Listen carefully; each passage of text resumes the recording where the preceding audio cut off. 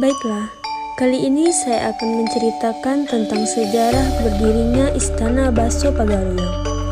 Istana Baso Pagaruyung atau lebih dikenal sebagai Istana Pagaruyung adalah replika megah dari Istana Kerajaan Pagaruyung yang terletak di Nagari Pagaruyung, Kecamatan Tanjung Emas, Kabupaten Tanah Datar, Sumatera Barat. Istana ini merupakan simbol budaya Minangkabau dan memiliki sejarah panjang yang penuh dinamika.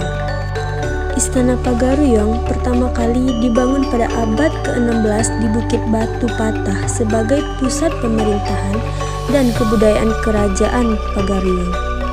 Namun, istana asli ini mengalami beberapa kali kehancuran akibat peperangan dan juga bencana alam.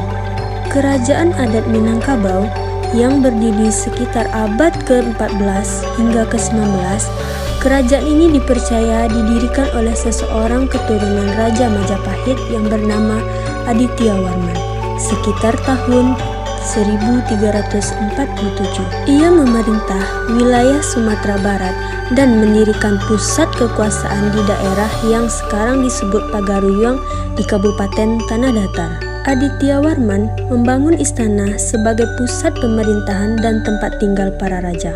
Selama berabad-abad, istana asli Pagaruyung mengalami beberapa kali kehancuran. Pada tahun 1804, istana asli dibakar habis selama Perang Padrid oleh kaum Padrid yang menentang kekuasaan kerajaan. Dan pada tahun 1966, istana yang dibangun kembali setelah Perang Padrid juga terbakar. Pada 2007, istana yang dibangun pada tahun 1976 kembali terbakar akibat sembaran petir yang terjadi pada 27 Februari 2007 yang menghanguskan sebagian besar bangunan dan hanya sekitar 15% barang berharga yang berhasil diselamatkan. Istana Baso Pagaruyung dibangun dengan arsitektur khas Minangkabau, yaitu rumah gadang yang memiliki atap melengkung tajam seperti tanduk kerbau yang disebut dengan gonjong.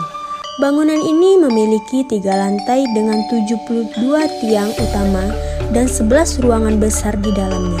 Setiap bagian dari istana ini memiliki makna filosofis yang mendalam, mencerminkan nilai-nilai adat dan budaya Minangkabau, seperti gotong royong dan kepandaian berunding. Saat ini, Istana Baso Pagaruyung berfungsi sebagai museum yang menyimpan berbagai koleksi budaya Minangkabau, termasuk peralatan adat, pakaian tradisional, senjata, dan juga perhiasan. Istana ini juga menjadi destinasi wisata budaya yang menarik bagi pengunjung yang ingin mengenal lebih dalam tentang sejarah dan kebudayaan Minangkabau.